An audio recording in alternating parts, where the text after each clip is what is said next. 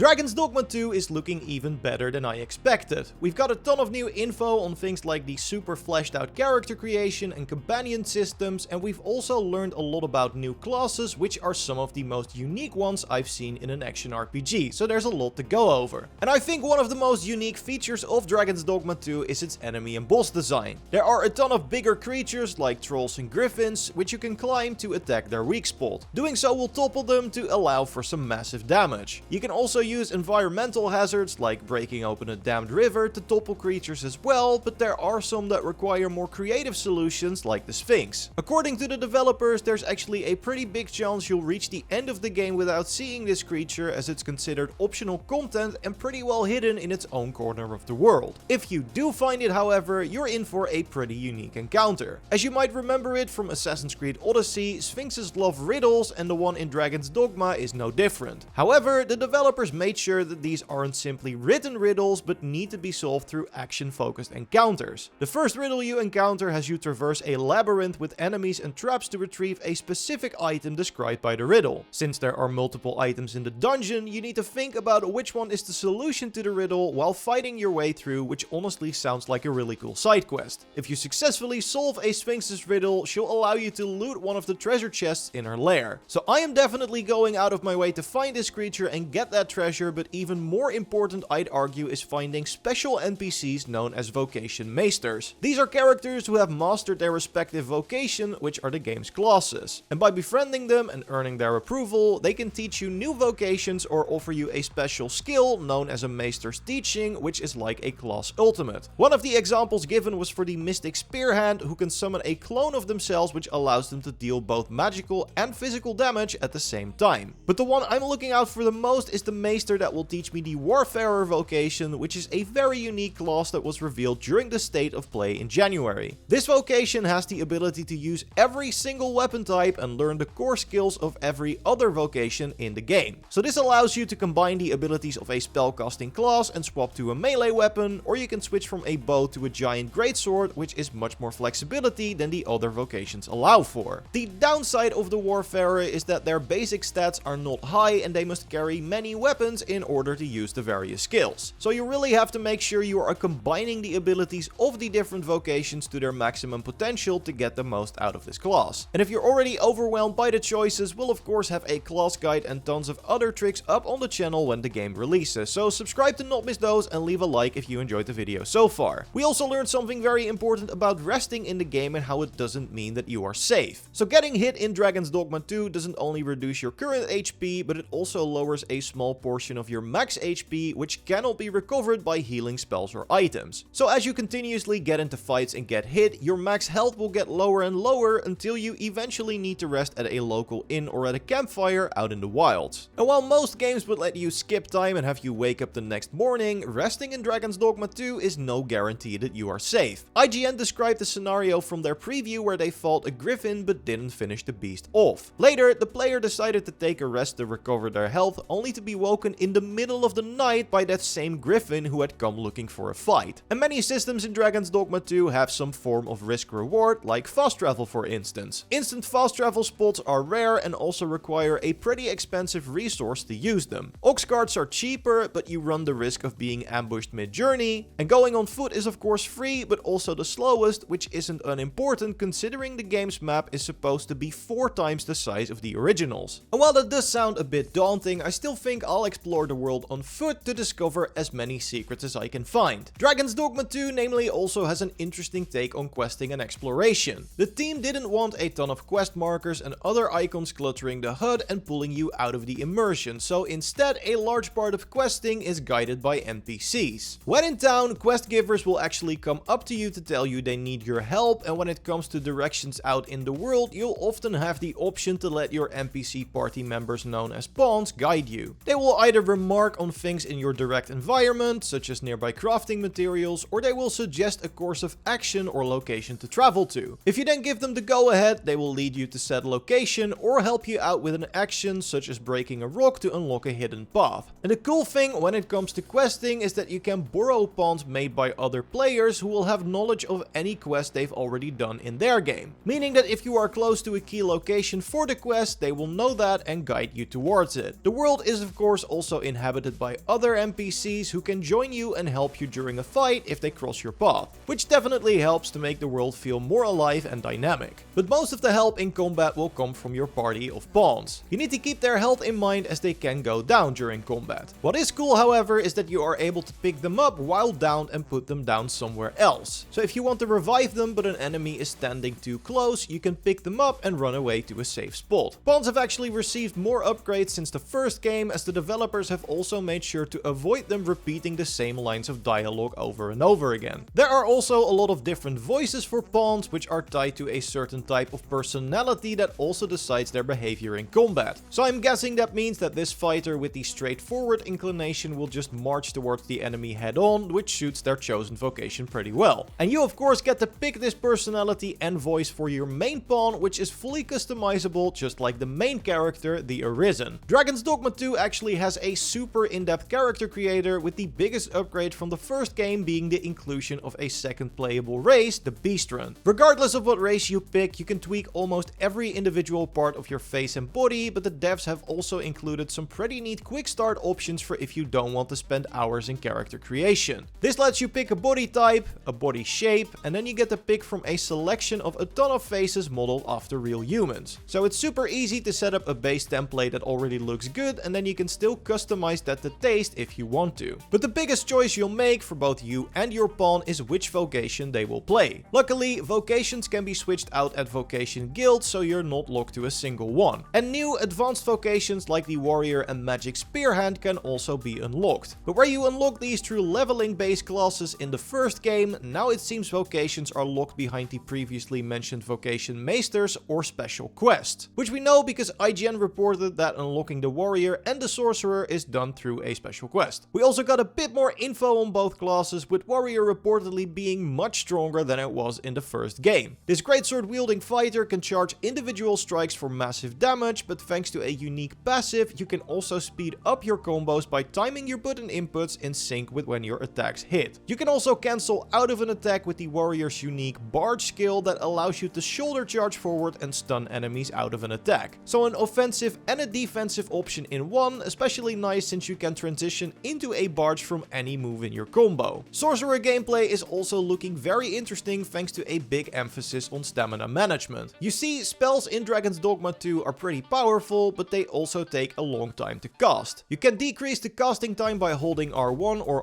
RB for a quick spell, but doing so costs you stamina. So if you want to rapidly combo spells, you'll quickly run out of stamina, but this is where Galvanize comes in. This ability allows you to quickly recharge your stamina while standing still, meaning that instead of waiting for it to come back, you can recharge it quickly if you can find a safe space to do so. So combat becomes a rhythm of casting some big spells, retreating and using Galvanize to recover your stamina, and then getting back into combat to drop some more fireballs. But the most unique class of the bunch is definitely the Trickster. We got a ton of new info and gameplay on this class thanks to IGN, which uses a sensor as its main weapon, which doesn't actually deal damage. Instead, it draws aggro from enemies hit, causing them to attack you. You can then create a clone of yourself to transfer the aggro to, effectively allowing you to kite enemies to any spot you want, then getting out yourself by placing the clone. Alongside the Trickster's ability to create illusory walls, obstacles and platforms, this allows you to completely control the battlefield. Again, you can't deal damage yourself, but you can kill enemies by employing clever tricks. One example that was shown involves another Trickster exclusive ability that allows them to create an astral projection of themselves. You can teleport your clone to this projection, and if you then combine that with an illusory platform, you can lead enemies off a cliff and cause them to fall to their death. But your main source of damage as a Trickster will be your pawns, which you can also buff with your abilities. So it's almost like a pet class, with your 3 other party members serving as your pets that take out targets as you draw the aggro and control the environment. Really cool to see how distinct and unique all the vocations are, which will definitely keep me playing for a long time to try them all out. And again, we will totally have class guides and more content up on the channel when the game releases on March 22nd, so subscribe to not miss those, leave a like if you enjoyed the video, and watch our previous video on the game's unique open world and more by clicking on the screen. I will see you in the next one, goodbye!